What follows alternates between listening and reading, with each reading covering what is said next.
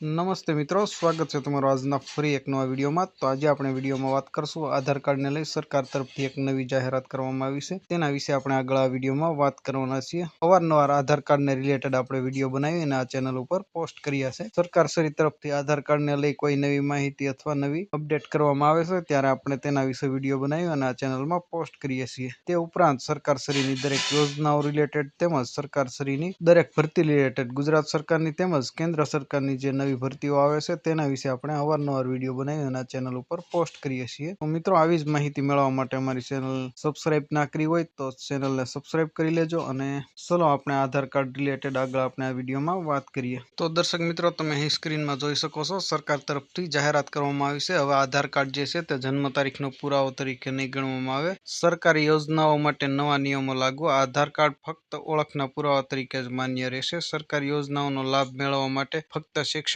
પ્રમાણપત્રો છે અથવા કુટુંબના નોંધણીમાં નોંધાયેલી જન્મ તારીખ જ માન્ય રાખવામાં આવશે. તો આના વિશે આપણે વિગતવાર વાત કરીએ મિત્રો.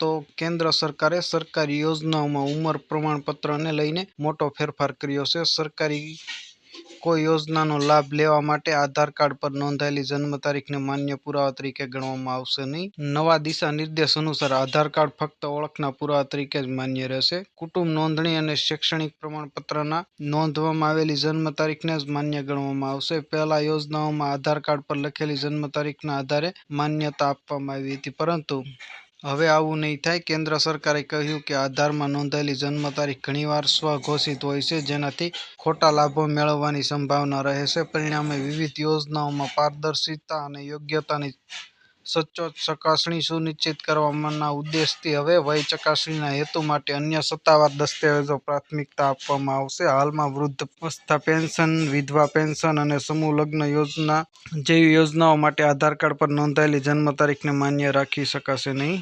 જિલ્લા સમાજ કલ્યાણ અધિકારીએ જણાવ્યું હતું કે આ અગાઉ કેન્દ્ર અને રાજ્ય સરકારની બધી યોજનાઓમાં આધાર કાર્ડને ઓળખ અને ઉંમર બંનેના પુરાવા તરીકે સ્વીકારવામાં આવતું હતું, પરંતુ આધાર કાર્ડમાં નોંધાયેલી જન્મ તારીખના આધારે પાત્રતા નક્કી કરવામાં આવતી હતી અને જન્મ તારીખ સ્વતંત્ર રીતે ચકાસવામાં આવતી નહોતી. વધુમાં સમાજ કલ્યાણ અધિકારીએ જણાવ્યું કે સરકારી યોજનાઓનો લાભ મેળવવા માટે ફક્ત શૈક્ષણિક પ્રમાણપત્રો અથવા કુટુંબના નોંધણીમાં નોંધાયેલી જન્મ તારીખ જ માન્ય ગણાશે. આ બંને દસ્તાવેજોમાં નોંધાયેલી જન્મ તારીખ સરકારી અધિકારી દ્વારા પ્રમાણિત કરવામાં આવેલ છે. ફેમિલી રજિસ્ટર એક ગ્રામીણ અને શહેરી બંને રહેવાસીઓ માટે ગ્રામ પંચાયત, મ્યુનિસિપલ બોડી અથવા સ્થાનિક વહીવટીતંત્ર દ્વારા બનાવવામાં આવેલો એક સરકારી દસ્તાવેજ છે. તેમાં પરિવારના વડા સહિત પરિવારના તમામ સભ્યોની માહિતી જેમ કે તેમના નામ, ઉંમર, સંબંધો, લિંગ, જાતિ, વ્યવસાય અને મૃત્યુની વિગતો રેકોર્ડ કરવામાં આવે છે. તેને ફેમિલી રજિસ્ટર એક્સટેટ અથવા ફેમિલી આઈડી તરીકે પણ ઓળખવામાં આવે છે. તો દર્શક મિત્રો, આધાર કાર્ડને લઈ સરકાર તરફથી એક નવી જાહેરાત કરવામાં આવી હતી, જે મેં તમને માહિતી આપી. હવે આધાર કાર્ડ છે તે માત્ર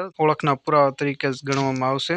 આધાર કાર્ડના જે જન્મ તારીખ લખેલી છે તે તમે જન્મ તારીખ તરીકે નહીં ઉપયોગ કરી શકો. તો આશા રાખો આ માહિતી તમને પસંદ આવી છે.